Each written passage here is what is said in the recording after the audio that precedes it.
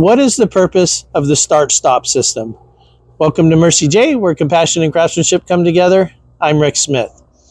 So the start-stop system you may have on your car, or you may have seen it on other cars, and that's when you pull up to a stoplight or a stop sign, you stop, and then the engine shuts off, and then when you let off the brake and you go to take back off, the engine starts right back up. You might think that the purpose of that system is to increase fuel economy. And although it does help fuel economy out a little bit, that's actually not the real purpose of it. The real purpose of it is to reduce emissions. So our emissions are measured in what's called grams per mile. So every mile we drive down the road, how many grams of whatever chemical we're trying to avoid, we don't produce. So if we're sitting at a light and not moving, that's a lot of grams per mile of emissions.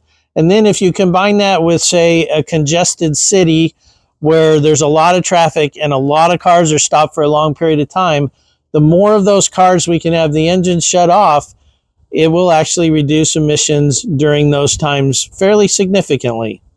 So, primary purpose of the start-stop system is to reduce emissions. I hope this has been informational to you, and until next time, safe travels and blessings to you.